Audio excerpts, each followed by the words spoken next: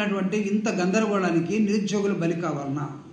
నిరుద్యోగుల తరపున వైఎస్ఆర్ కాంగ్రెస్ పార్టీ ఈరోజు అండగా ఉండి మాట్లాడుతున్నది. ఒక చిన్న ఇష్యూని మీరు దీన్ని తేల్చుకోలేక, దీనికి మీరు సమాధానం చెప్పలేక, గత 20 రోజులుగా 3 వారాల పైగా ఈ రాష్ట్రంలో నిరుద్యోగుల పట్ల ప్రభుత్వ వైఖరి అనే దాని మీద ఒక పెద్ద క్వశ్చన్ మార్క్. అన్ని విద్యార్థి సంఘాలు లేకపోతే పొలిటికల్ పార్టీసు ఒకరొకరు మాట్లాడుకుంటున్న విధానం, ప్రభుత్వం ఏమో నోరు విప్పదు.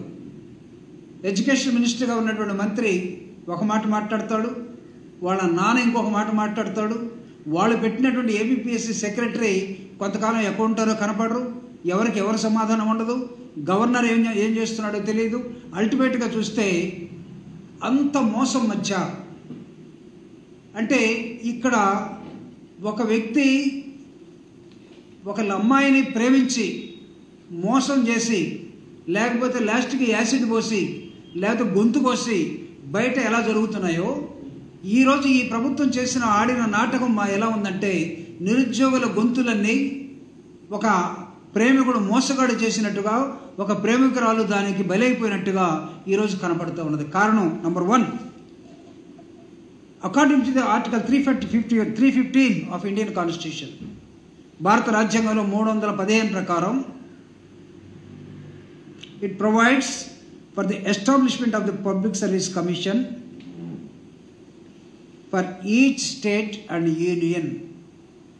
ఈ ఆర్టికల్ ప్రకారం 315 ఆర్టికల్ ప్రకారం ప్రతి రాష్ట్రానికి ఒక పబ్లిక్ సర్వీస్ కమిషన్ ఉంటుంది. అట్లనే యూపీపీఎస్సీ కూడా ఉంటుంది.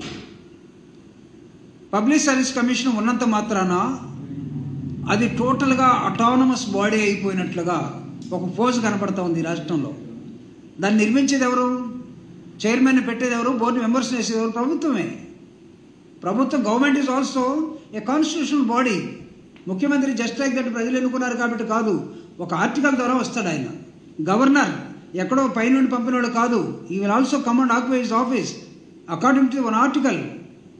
సో ఒక 3 రాజ్యాంగ పదవుల మధ్య, ఒకటి ఏపీపీఎస్సీ, ఒకటి గవర్నరు, ఒకటి ప్రభుత్వం, 3వది కేసు కోర్టులో, 4.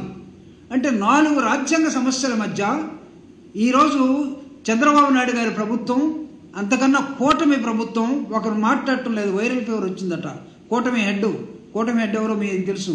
ఢిల్లీలో ఉంటాడు అక్కడ, తను అప్పుడప్పుడు పోయిస్తూ ఉంటాడు, ఇక్కడేమో గందరగోళంగా ఉంటాడు. కూటమి హెడ్కి వైరల్ ఫీవర్. అసలు బాస్కేమో, 40 ఏళ్ళ ఇండస్ట్రీ బాస్కేమో, ఆయన రాత్రి ఒక ఆడియో మాట్లాడుతాడు, అది లీక్ అయిపోయింది. ఆమె నా మాట వినట్లేదు. ఆమె కాదు, honourable chairman of the APPSC. అంటే ఆమె నా మాట వినట్లేదనే స్వతంత్రం మీకు ఉందంటే మీరు పెట్టిన వ్యక్తే కదా. ఒక రిటైర్డ్ ఐపీఎస్ ఆఫీసర్ తీసుకొచ్చి ఏపీపీఎస్సీ చైర్మన్గా పెట్టి ఆవిడ నా మాట వినట్లేదనే దశలో ఒక ముఖ్యమంత్రి మాట్లాడుతున్నాడు అంటే ఏంటి మీరిద్దరి మధ్య ఉన్నటువంటి, లేకపోతే అవినాభావ సంబంధం ఏంటి? If APPSC is really working according to the Indian Constitution as autonomous body లాగా, లేకపోతే కాన్స్టిట్యూషనల్ హెడ్ లాగా పనిచేస్తుంటే అనుకుందాం. గతంలో కేసులు తీయండి. ఏపీపీఎస్సీ ప్రభుత్వం మాట వినలేదా? ప్రభుత్వం ఎలా చెప్తే అలా ఏపీపీఎస్సీ చేయలేదా? ఏపీపీఎస్సీ చైర్మన్లు కానీ లేదా బోర్డు మెంబర్స్ కానీ ప్రభుత్వంతో చర్చలకు రారా? అసలు వీళ్ళ డ్యూటీ ఏంటి? To conduct the competitive examinations and give the selection list to the government. ఇదే కదా. దీని మధ్య దాదాపు గత ప్రభుత్వంలో ఇచ్చినట్టు ఒక నోటిఫికేషన్లో చిన్న లోపం ఉందని చెప్పి రోస్టర్ పాయింట్ ఎక్కడో మిస్ అయింది. దీన్ని ఒక పంజాబ్లో జరిగినటువంటి ఒక కేసుకు ముడేసి కూడా మన వాళ్ళు చాలామంది మాట్లాడారు. We welcome it, no doubt. Precedents ఏమైనా ఉంటే వాటిని కోర్టు చేయకూడదని కూడా ఎక్కడ లేదు. Sabharwal and others versus Punjab కేసులో ఒక చిన్న డిస్ప్యూట్ వచ్చినటువంటి నోటిఫికేషన్లో జరిగినటువంటి రోస్టర్ పాయింట్లో, అది ఉద్యోగం వచ్చిన తర్వాత జీవితకాలం రోస్టర్ పాయింట్ ఎఫెక్ట్ అవుతూ ఉంటుంది కాబట్టి మేము సరిచేస్తామని చెప్పినటువంటి మీరు, ప్రజలకి నిరుద్యోగులకి మాట ఇచ్చినటువంటి మీరు ఉన్నటువంటి నోటిఫికేషన్ను క్యాన్సిల్ చేసి మేము మెగా డిఎస్సి నోటిఫికేషన్ ఇస్తున్నాం, మెగా ఏపీపీఎస్సీ నోటిఫికేషన్ ఇస్తున్నాం, వాళ్ళు 100 మందితో ఇచ్చారు, మేము 1,00,000 మందితో నోటిఫికేషన్ ఇస్తున్నాం అని లాస్ట్ టైం ఇచ్చినటువంటి నోటిఫికేషన్ క్యాన్సిల్ చేస్తున్నామని చెప్పారు. మీరు మళ్ళా లాస్ట్ ప్రభుత్వం మీద తప్పంతా నెట్టడానికి ఇప్పుడు ఒక ప్రయత్నం జరుగుతుంది. తెలుగుదేశం పార్టీ చంద్రబాబు నాయుడు గారు కానీ, ఏపీపీఎస్సీ కానీ, లేకపోతే గవర్నర్ కానీ, లేకపోతే ఉన్నటువంటి కోర్టులో కేసు ఉంది. కేసు ఎందుకు ఉందంటే పోయిన ప్రభుత్వం మీద వేశారు. ఇప్పుడు మీరే గాడి తిరిగేస్తున్నారా? What for all you people made? మిమ్మల్ని అందరూ ఎందుకు పెట్టారు ఇక్కడ? అసలు రాత్రి చంద్రబాబు నాయుడు గారి టెలిఫోనిక్ కాన్వర్జేషన్ అంటే ఈ రాష్ట్రంలో ప్రజలందరికీ మతిపోతుంది. లేకపోతే ఇదిగో నా దగ్గర జిఏడి వాళ్ళు ఏపీపీఎస్సీకి రాసినటువంటి ఒక లెటర్.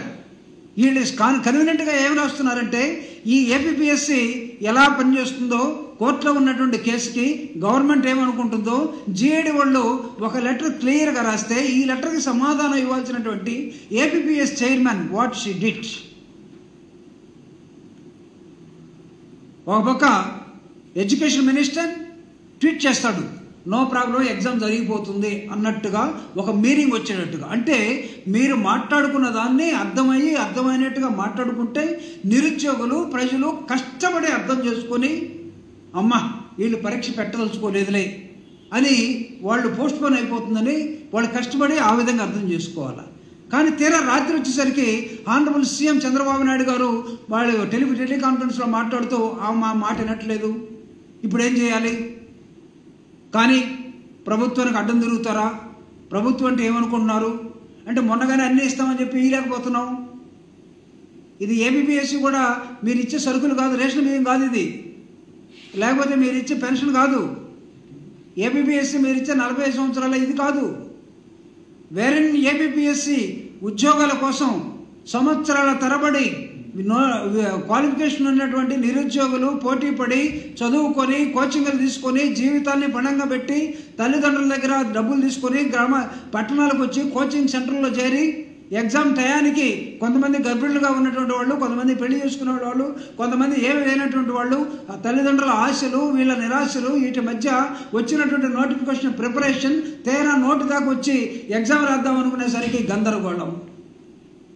ఎవడంటే ప్రభుత్వం ఉంటే గందరగోళాలు ఏమనుంటే తేల్చడం కోసం ప్రభుత్వం ఉండాలి, గందరగోళం సృష్టించడం కోసం ప్రభుత్వం ఉండకూడదు.